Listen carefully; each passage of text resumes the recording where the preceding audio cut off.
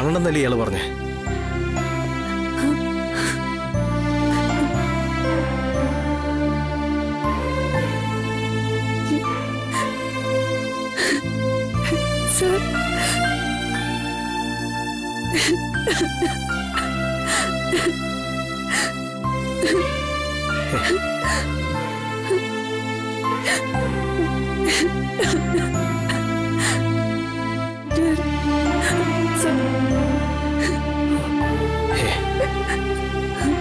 ഒന്നും പറയണ്ട, ഒന്നും.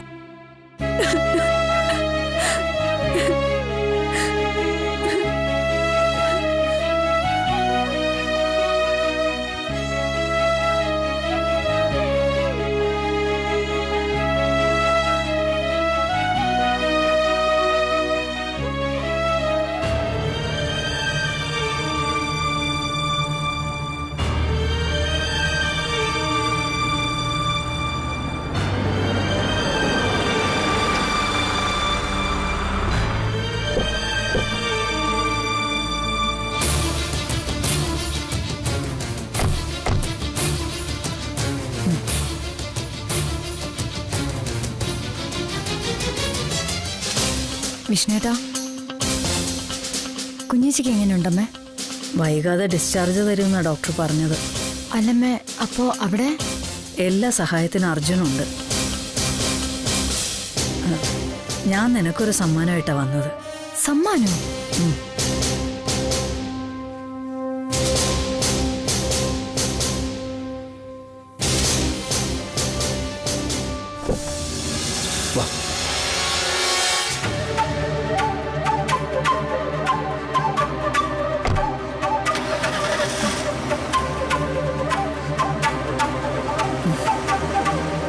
ഇതാണ് ഞാൻ മോക്ക് കൊണ്ടുവന്ന സമ്മാനം. പ്രീതി ചേച്ചിയോ? ഇവളിനി കുറച്ചു കാലത്തേക്ക് ഇവിടെ ഉണ്ടാവും. കുറച്ചു കാലത്തേക്കോ? എന്നും നിന്നോട്ടെന്നേ. അതിനവളുടെ കെട്ടിയോൻ സമ്മതിക്കുമെന്ന് തോന്നുന്നില്ല. ഇപ്പൊ പിന്നെന്താ അർജുനേട്ടന്? എടി, അർജുൻ ഇവളെയും കൊണ്ടിപ്പോ സ്വന്തം വീട്ടിലേക്ക് പോവാൻ പറ്റില്ല.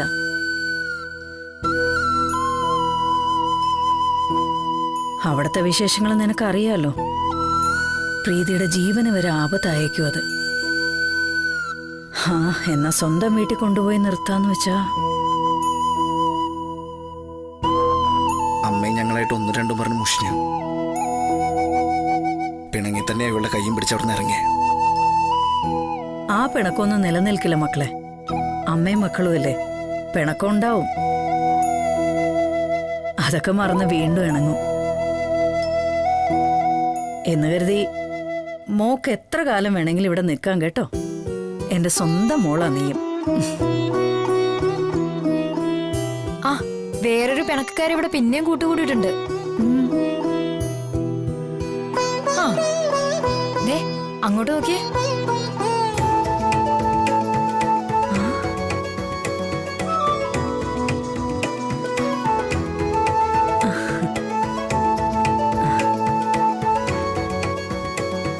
ഇതാരൊക്കെയത്? എന്താ സാറ്, ഒരു മഴ പെയ്ത് തോർന്ന ലക്ഷണമുണ്ടല്ലോ. നമ്മള് മഴയെന്ന് പറഞ്ഞാ പോരാ, പെരും മഴ. ഇടിമിന്നലൊക്കെ നേരത്തെ കഴിഞ്ഞതാണല്ലോ. ശാരീരിക കളിയൊക്കെ ഉണ്ടല്ലോ. ആഹാ, ഇപ്പൊ അങ്ങനെ ആയോ? രണ്ടിനെ ഒന്നിപ്പിക്കാനേ ഞാനേ ഉണ്ടായിരുന്നുള്ളൂ. ഡീ, ചട്ടിയും കലോ ആവുമ്പോ തട്ടിയും മുട്ടിന്നിരിക്കും. അതിനിടയിൽ ചെന്ന് പെട്ട നീ പൊട്ടിപ്പോവേ. അയ്യടാ.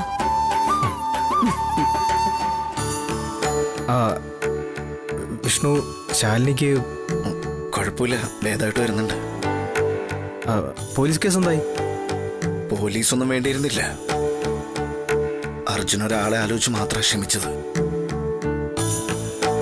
അല്ല, കേസ് നോക്കണം.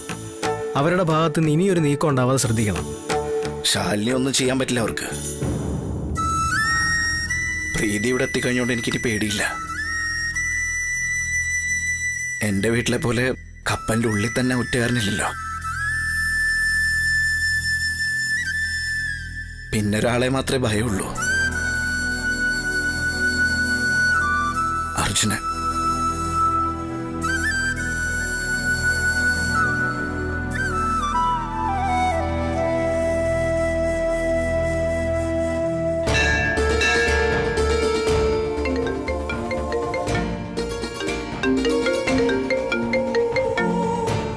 ഹലോ. No sir. ആരെല്ലാം ഏതെല്ലാം വിധത്തിലുള്ള പ്രഷർ ചെലുത്തിയാലും ഞാൻ ഈ കേസിൽ നിന്ന് പിന്മാറുന്ന പ്രശ്നമില്ല. എനിക്കറിയാം ഹേമലത ആരാണെന്നൊക്കെ എനിക്ക് നന്നായിട്ട് അറിയാം. സാറ് പറയുന്നത് പോലെ ഒരു ബുള്ളറ്റ് ആരുടെ ജീവൻ എടുക്കാനും അത് മതിയല്ലോ. സാർ എന്ന് കരുതി പേടിച്ച് ജീവിക്കാനാവൂ?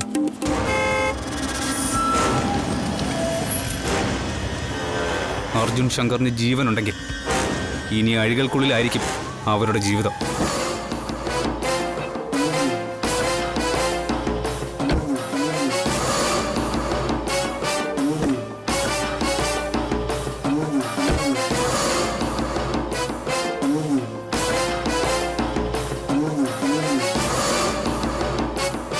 നിക്ക്.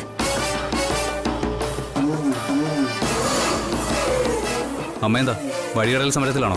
അതെ, നീ ഈ അമ്പലത്തിലുണ്ടെന്ന് അറിഞ്ഞിട്ടാ ഞാൻ ഇങ്ങോട്ട് വന്നത്.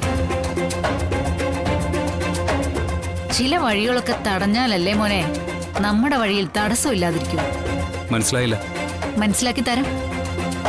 നീ എന്താ വീട്ടിലേക്ക് വരാത്തത്? നിക്ക്, പറഞ്ഞിട്ട് പോയാ മതി. ആ അത് പോട്ടെ, ഹേമലതയുടെ ജാമ്യത്തിന്റെ കാര്യം എന്തായി?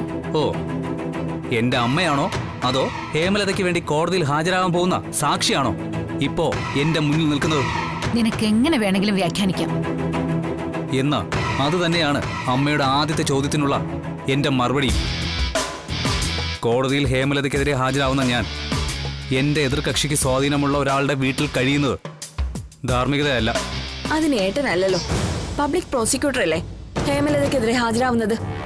ഓ, എന്റെ അമ്മയ്ക്ക് ലോ പോയിന്റ്സ് ഒക്കെ കറക്റ്റായിട്ട് പറഞ്ഞു കൊടുക്കുന്നുണ്ടല്ലോ നീ. എന്നാ എന്റെ മോക്കറിയാത്ത ഒരു പോയിന്റ് കൂടിയുണ്ട്. ഹേമലതയ്ക്കെതിരെ പ്രോസിക്യൂഷൻ എടുത്ത കേസിൽ വ്യക്തിപരമായ നിലയിൽ ഞാനും കക്ഷി ചേർന്നിട്ടുണ്ട്. അന്യായമായി തടഞ്ഞുവെക്കൽ, ഭീഷണി, ബലപ്രയോഗം, വധശ്രമം തുടങ്ങി കിട്ടാവുന്ന എല്ലാ വകുപ്പുകളും കൂട്ടിച്ചേർത്ത് ഞാൻ കേസ് ഒന്നുകൂടി മുറുക്കിയിട്ടുണ്ട്. അടിവേര് മാന്തി ചെല്ലുമ്പോ എന്റെ അമ്മയും അനിയത്തിയും കൂടെ കേസിൽ പെടും. എന്റെ പൊന്നു മോനെ, സത്യമാണോ? ഈ പ്രായത്തിൽ എന്നെ ജയിലിൽ കൊണ്ട് ഇടലേടാ മോനെ നീ. അമ്മയ്ക്കാണെങ്കിൽ ചപ്പാത്തി വറുത്താൻ ശീലവും ഇല്ല. നിനക്കറിയാലോ നമ്മുടെ വീട്ടില് ഹാഫ് കുക്കിന്റെ ചപ്പാത്തി അല്ലേ വാങ്ങിക്കുന്നേ? കോടതിയിൽ നിന്ന് വേർക്കുമ്പോഴും ഈ പരിഹാസം ഇതുപോലെ തന്നെ ഈ മുഖത്തുണ്ടാവണം. വിയർക്കാൻ വേണ്ടി അതിനാര് കോടതി കയറാൻ പോകുന്നടാ? എന്റെ മോൻ അടിവേര് മാന്തി പാതാളത്തിലോട്ട് ചെല്ലുമ്പോഴേ മനസ്സിലാവും അങ്ങനെ മാന്താൻ അവിടെ ഒരു മരം ഉണ്ടായിരുന്നില്ല എന്ന്. കുറച്ച് ക്രിമിനൽ കേസുകൾ വാദിച്ച് ജയിച്ചിട്ടുണ്ടെങ്കിലും നീ കറ തീർന്ന ക്രിമിനലുകളെ കണ്ടിട്ടില്ലടാ. കൊലപാതക അടക്കം 1 ഡസനിലധികം കേസുകൾ. സർക്കാർ മാനദണ്ഡ പ്രകാരം ഗുണ്ടാ ലിസ്റ്റിൽ പെടേണ്ടയാൾ. പക്ഷേ ഇന്ന് വരെ ഒരു കേസിൽ പോലും ശിക്ഷിക്കപ്പെട്ടിട്ടില്ല. അതിന് കാരണം എന്താണെന്നറിയോ? ഒരു ക്രൈം ചെയ്യുന്നതിന് മുമ്പ് തന്നെ അത് ചെയ്തിട്ടില്ല എന്ന് സമർത്ഥിക്കുന്ന തെളിവുകൾ ഉണ്ടാക്കിയിട്ടുണ്ടാവും അവർ. അന്ന് നീ തന്നെ പറഞ്ഞില്ലേ ചാല മാർക്കറ്റിൽ ഒരു ചെറുപ്പക്കാരനെ പട്ടിയെ പോലെ വെടിവെച്ചു കൊന്ന കഥ? ആ കേസ് തള്ളിപ്പോയതെങ്ങനെയാ? ഫയലൊക്കെ തപ്പിയെടുത്തൊന്ന് പഠിക്ക്. സംഭവം നടന്നു എന്ന് പറയുന്ന സമയത്ത് കോവിലകൻ ട്രസ്റ്റ് സംബന്ധിച്ച ഒരു കേസിൽ കോടതിയിൽ ഹാജരായിട്ടുണ്ടായിരുന്നു ഹേമലത. മോന് മനസ്സിലായോ? ഹേമലതയ്ക്ക് അനുകൂലമായി മൊഴി കൊടുത്തത് മജിസ്ട്രേറ്റ് ആണ്. FIR ഇടുമ്പോ സ്ഥലത്തിലും സമയത്തിലും ഒക്കെ ചെറിയൊരു മാറ്റം ഉണ്ടായാൽ മതി സംഭവം മൊത്തം കീഴ്മേൽ മറിയാൻ. ഇത് നിനക്കുള്ള പുതിയൊരു പാഠമാ. നിയമത്തെ തോൽപ്പിക്കാൻ ഒരു ക്രിമിനലിന് ഏതറ്റം വരെയും പോകാം. പക്ഷേ ഒരു ക്രിമിനലിനെ തോൽപ്പിക്കാൻ നിയമത്തിന് ഏതറ്റം വരെയും പോകാനാവില്ല മോനെ. ശാലിനിക്ക് വെടിയേറ്റ കേസിൽ എന്റെ മോൻ അധികം മഞ്ഞു കൊള്ളണ്ട. കോടതിയിൽ ഹാജരാക്കും മുമ്പ് സംഭവം നടന്ന സ്ഥലം സമയമൊക്കെ FIR-ൽ കൃത്യമായി രേഖപ്പെടുത്തിയിട്ടുണ്ടോന്ന് നീ ഒന്ന് പോയി വായിച്ചു നോക്ക്. ആ പിന്നെ ശാലിനിയുടെ ശരീരത്തിൽ നിന്ന് ഓപ്പറേറ്റ് ചെയ്തെടുത്ത വെടിയുണ്ട അത് ഹേമലതയുടെ കയ്യിൽ നിന്നും പോലീസ് കണ്ടെടുത്ത തോക്കുമായി മാച്ച് ചെയ്യുന്നുണ്ടോന്ന് കൂടി നോക്കണം. ഇങ്ങനെ പറഞ്ഞു പോകാനാണെങ്കിൽ ഒരുപാടുണ്ട്. ഈ കൂട്ടത്തിൽ ഒരു തെളിവ് മതി കേസ് തള്ളിപ്പോവാൻ. സംശയത്തിന്റെ ആനുകൂല്യം അത് നമ്മുടെ പാവ പ്രജകൾക്ക് നൽകുന്ന ഒരു ആശ്വാസം ചെറുതല്ല കേട്ടോ. റോഷ്നി നീയുമായുള്ള കല്യാണത്തിനിടെ വെടിവഴിപാട് നടത്തിക്കൊണ്ടിരുന്ന സ്ഥലത്തെ കതിനേന്ന് ഒരു ചീള് തെറിച്ച് ശാലിനിക്ക് പരിക്കേറ്റെന്ന് പറഞ്ഞാലും എന്റെ മോനങ്ങ് വിശ്വസിച്ചേക്കണം. ഡോക്ടർമാര് ശാലിനിയുടെ ദേഹത്ത് നിന്ന് ഓപ്പറേറ്റ് ചെയ്തെടുത്ത ഐറ്റമായിട്ട് ചിലപ്പോ കോടതിയിൽ ഹാജരാക്കുന്നത് അങ്ങനെ എന്തെങ്കിലുമൊക്കെ ആയിരിക്കും. അപ്പോഴും വസുമതിയുടെ മുഖത്തെ ഈ പരിഹാസ ചിരി ദാ ഇതുപോലെ തന്നെ ഇവിടെ ഉണ്ടാവൂടാ. ഞാൻ നിന്റെ വഴി തടയാനൊന്നുമില്ല. ഇനിയും ആ വഴി തന്നെ പോണോന്ന് നിനക്ക് തന്നെ തീരുമാനിക്കാം. വാടി.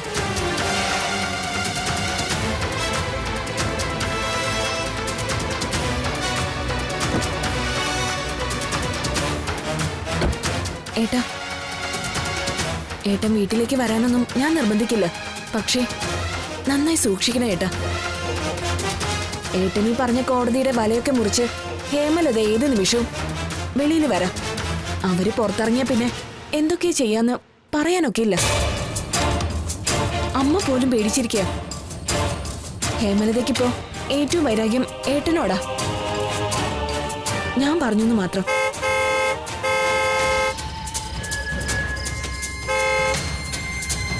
അമ്മ വിളിക്കുന്നേട്ടാ.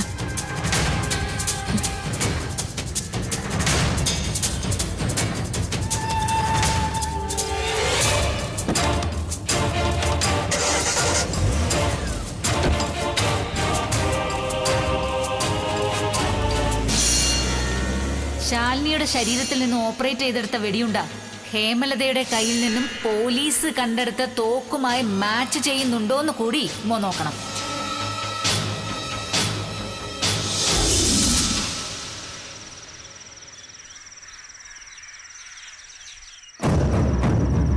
ജാമ്യത്തിലിറങ്ങി അവള് നേരെ മുംബൈക്ക് കടന്നു കാണുമോ? ഏയ്, ലത വരുമെന്ന് പറഞ്ഞാ വന്നിരിക്കും. അതിന്റെ വിശേഷമൊന്നും പറയണ്ട. അവളുടെ വാക്ക് വിശ്വസിച്ച അമ്പാലിയെ, അതിന് ഹേമലത നമുക്കെന്ത് ദ്രോഹം ചെയ്തെന്ന? വസുമതി കുഞ്ഞമ്മയുടെ മകൻ അർജുനുമായി റോഷ്നിക്ക് വിവാഹം ഉറപ്പിച്ചതിന് ശേഷമാണ് അക്കാര്യം നമ്മൾ ഹേമലതയെ അറിയിക്കുന്നത്. അർജുൻ നമ്മുടെ പിടിയിൽ നിന്ന് വഴുതി മാറാൻ ശ്രമിച്ചപ്പോൾ പിടിച്ചു നിർത്താനല്ലേ ഹേമലത ശ്രമിച്ചത്? എന്നാലും ഇതുമല്ലാത്ത ഹേമലതയെ വിവരം അറിയിക്കേണ്ട ഒരു കാര്യവും ഉണ്ടായിരുന്നില്ല. അർജുന് പകരം മറ്റൊരു പയ്യൻ പറ്റുമായിരുന്നെങ്കിൽ. വേറൊരാൾ പറ്റുമോ? നീ പറ.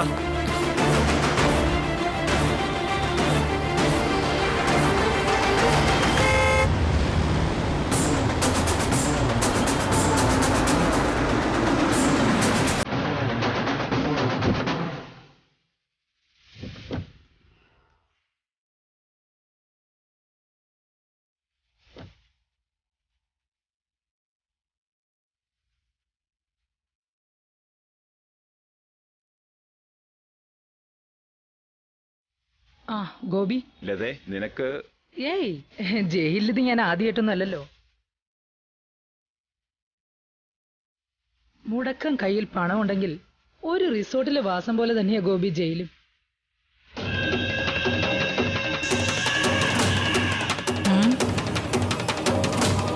അമ്പാലിക എന്താ മുഖം വീർപ്പിച്ചു നിൽക്കുന്നത്? ഹേ, അതിലതയ്ക്ക് വെറുതെ തോന്നുന്നതാ. ഹേമലത ഈ വിഷയത്തിൽ ഇടപെട്ട് ആകെ കുളമാക്കിയെന്ന് തോന്നുന്നുണ്ടോ? അല്ലെങ്കിലും പഴിയെപ്പോഴും സഹോദരിക്കാണല്ലോ, അല്ലേ ഗോപി? റോഷ്നിക്കൊരു ബന്ധമുറപ്പിച്ചു, നല്ല തറവാടി പയ്യനാണെന്ന് പറഞ്ഞ് 5 വർഷം മുൻപ് ഗോപി മുംബൈയിലേക്ക് വിളിച്ചത് ഓർമ്മയുണ്ടോ? കല്യാണത്തിൽ പങ്കെടുക്കാൻ പറന്നെത്തിയ എന്നെ എതിരേറ്റത് റോഷ്നിയുടെ കരഞ്ഞു വീർത്ത മുഖം. പെണ്ണിനോടുള്ള കമ്പം തീർന്നപ്പോ തറവാടി പയ്യൻ റോഷ്നിയുമായുള്ള പ്രണയം മറന്ന് അടുത്ത ബന്ധത്തിലേക്ക്. അപ്പോഴേക്ക് എന്റെ മരുമകളുടെ വയറ്റിൽ അവന്റെ പ്രണയോപകാരം മുള പൊട്ടിയിരുന്നു. അതിനുള്ള മറുപടിയായ നമ്മുടെ നാട്ടിൽ ഹേമലതയുടെ പിസ്റ്റലീന്ന് ആദ്യത്തെ വെടിയുതിർത്തത്. ചാല ബസാറിൽ മുംബൈ അധോലോകത്തെ വെല്ലുന്ന നരവേട്ടയെന്നൊക്കെ മീഡിയ പൊലിപ്പിച്ചു. പക്ഷേ അവനെ പട്ടിയെപ്പോലെ വെടിവെച്ച് കൊന്നതിൽ എനിക്കിപ്പോഴും സന്തോഷമേ ഉള്ളൂ ഗോപി. റോഷ്നി പക്ഷേ അവനെ മനസ്സിന്ന് മായ്ച്ചു കളഞ്ഞില്ല. അവന്റെ മരണം താങ്ങാനാവാതെ വർഷങ്ങളോളം മെന്റൽ ഹോസ്പിറ്റലുകളിലെ ട്രീറ്റ്മെന്റുകൾ. എന്നിട്ടും അവൾ സാധാരണ പോലത്തെ ജീവിതത്തിലേക്ക് തിരിച്ചു വന്നില്ല. സാവകാശം നിങ്ങൾ കല്യാണാലോചനകൾ തുടങ്ങിവെച്ചു. 100 കണക്കിന് ആലോചനകൾ. എന്നിട്ടും അവളുടെ മനസ്സിലുടക്കിയത് അർജുന്റെ മുഖം മാത്രം. വെടിയേറ്റ് കൊല്ലപ്പെട്ട ആ ചെറുപ്പക്കാരനുമായി അർജുന്റെ അത്ഭുതകരമായ സാദൃശ്യമായിരിക്കാം അതിനുള്ള കാരണം. റോഷ്നിയുടെ ജീവിതം തിരിച്ചുപിടിക്കാൻ അർജുനെ എന്ത് വില കൊടുത്തും വാങ്ങാൻ ഞാൻ തയ്യാറായിരുന്നു ഗോപി. പക്ഷേ ആ പ്രീതി, റോഷ്നിക്കൊരു നല്ല ജീവിതം കിട്ടാൻ ഒരു ജീവൻ കൂടി എടുക്കാനും ഞാൻ ഒരുക്കമാണ് ഗോപി. അല്ല, അവളെവിടെ റോഷ്നി? കാറിലുണ്ട്.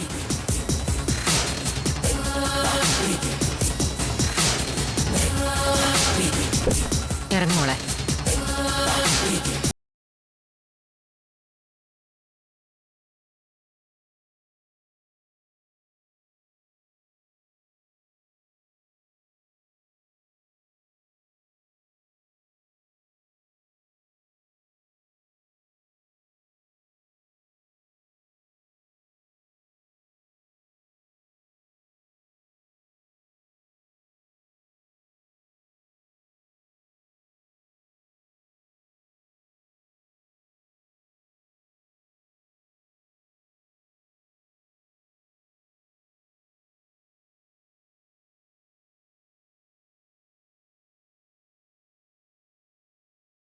കൊടുങ്കാറ്റ് ഇനി ഉണ്ടാവാൻ പോകുന്നത്.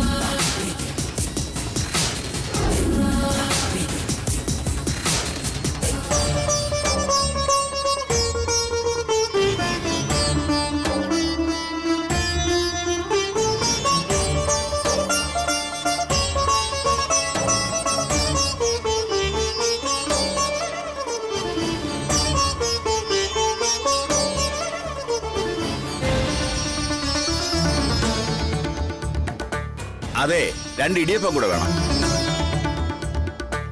ഇവിടെ 2 ഇടിയപ്പം വേണമെന്ന്. ഇവിടെ എല്ലാവർക്കും ഇത് എന്താ പറ്റിയേ? രാവിലെ മുതല് ആർക്കും കണ്ണും കാതും കേൾക്കില്ലേ? ഇപ്പൊ എല്ലാവരുടെയും കണ്ണും കാതും ഒരിടത്തേക്കാ ബാല. ആ ഗേറ്റിന്റെ വെളിയിലേക്ക്.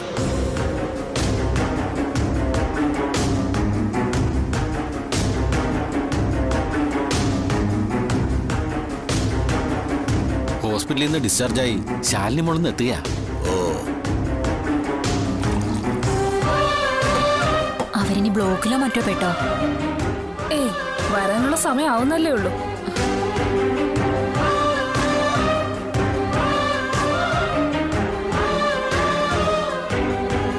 സർ, ഇതുവരെയായിട്ടും കാണുന്നില്ലല്ലോ. ആ, ഇപ്പൊ വരുവോടോ? അവിടുന്ന് പോകുന്നല്ലേ പറഞ്ഞേ?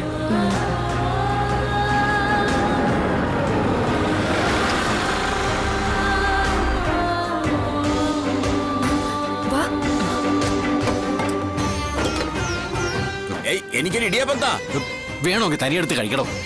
കാര്യം പറഞ്ഞാലും മനസ്സിലാവില്ലെന്ന് വെച്ചാ